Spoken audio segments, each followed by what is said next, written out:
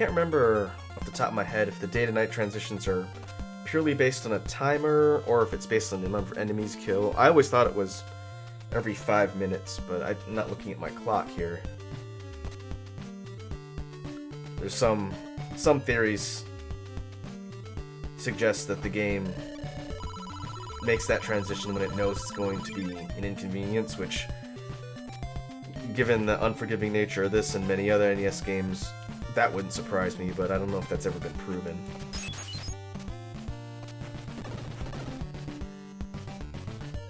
Okay, so this guy's gonna give me a dagger. That'll be a welcome upgrade. But I'm not busting down walls or floors. So that one flies straight ahead, and yeah, does not require parts. So now we can proceed to Davi's path and head up to the right, which I'm pretty sure that's where we need to go. We're a few towns off from the next whip upgrade, I believe. Oh. It's not a good place to be. All that life would waste. Let's just keep moving.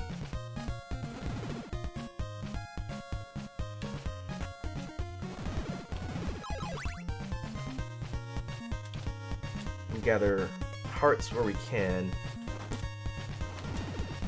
If we can max out by the time we hit the next town, then we can buy whatever they got for sale there. And hopefully there's a church, because I do not like to be walking around with half health.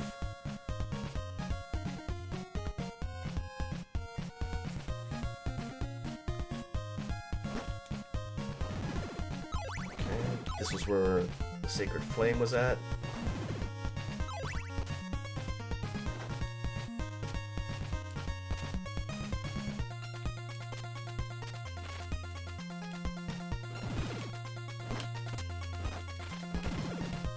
No, you can destroy the webs, but I think it's easier just to dodge them outright. Okay. And what was down here? Is this where algebra is?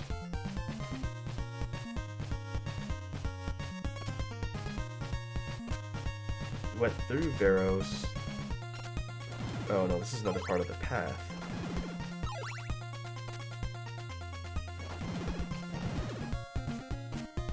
Well, I guess we can keep going and see if we hit the next town. I don't know what's on the upper path.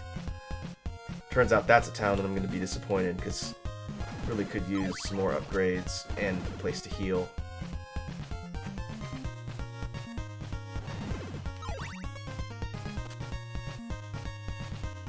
Yep, alright, well,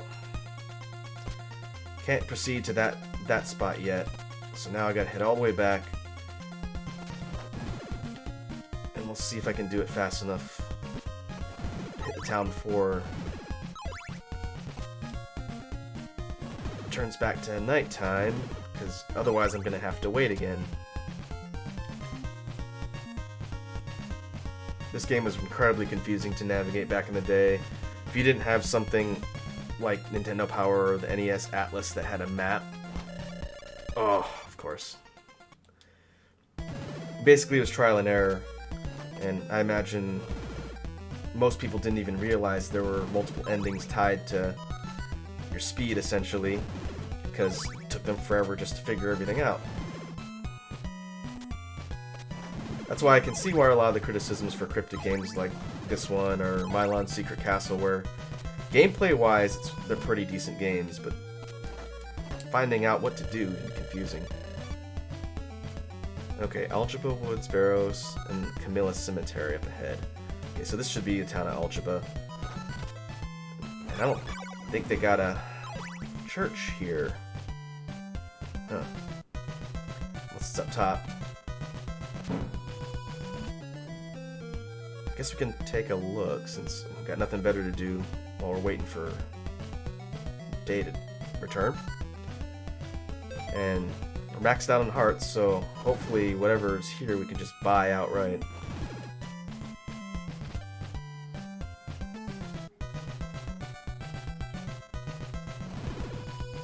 Doesn't look like there's a church up here. Okay, so there's not going to be any sort of healing here.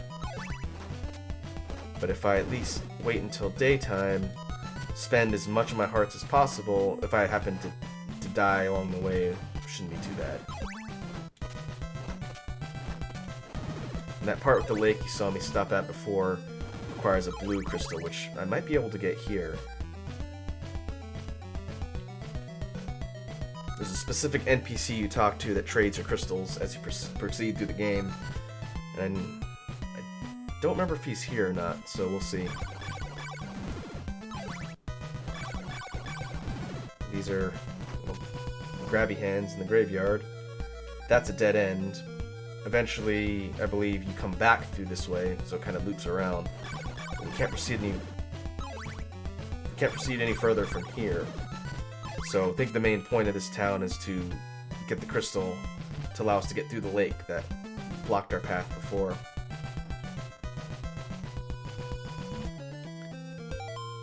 Actually, I should check to see if those grabby hands give me experience, since killing the zombies won't. Pretty much anywhere I can get more experience would be welcome, since that's more life. Nope, doesn't look like it. Nope, 116. So there are only specific types of enemies that'll contribute to your experience.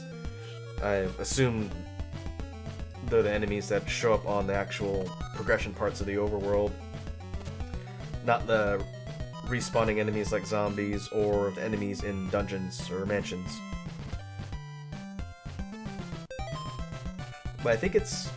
I can't remember if it's every 200 or... I guess it's not 100 for the experience. Oh, wait, are these guys giving me experience?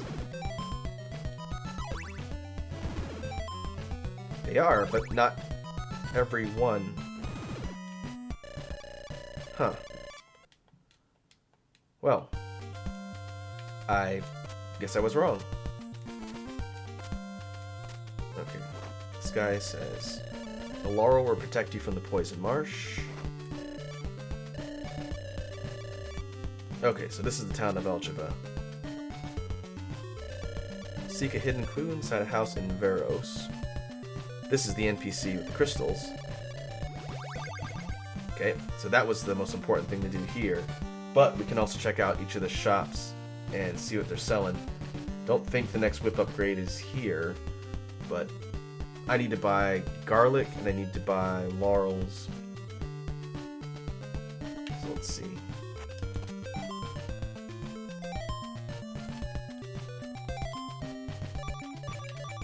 Break floor. Nope.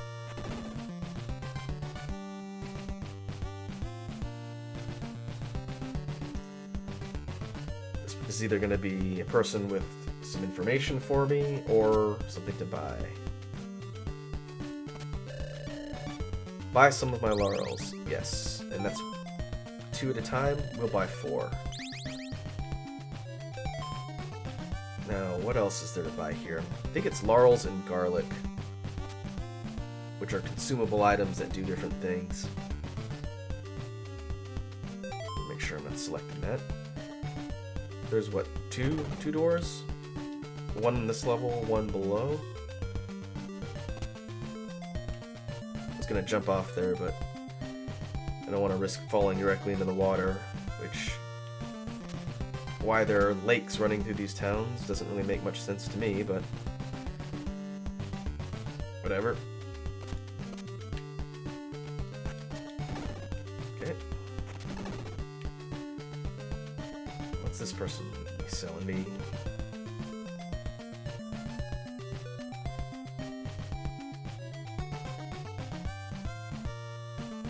Oh, hello.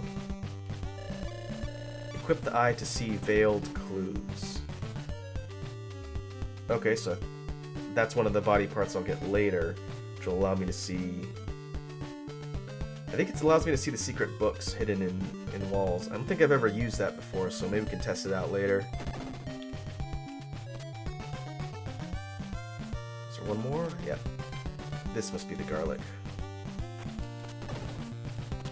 I like how all of these people in the town just have sub-basements where they're hanging out, waiting for someone to show up and buy stuff from them. Yes, so I'm gonna buy a couple cloves of garlic, or heads of garlic, and I will use the first one in the graveyard, I believe.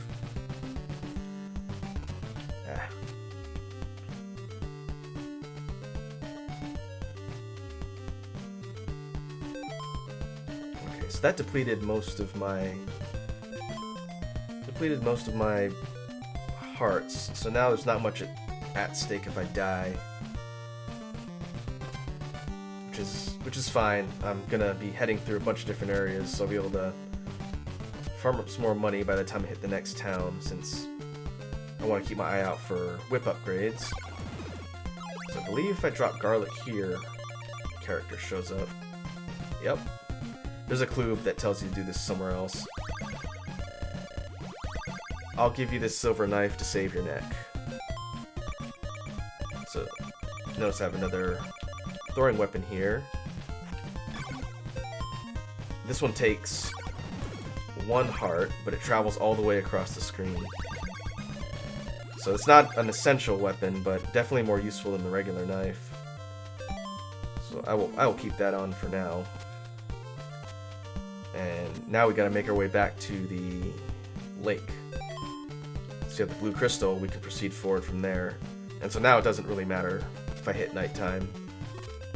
But I want to make sure and head out there as fast as possible so we don't waste time.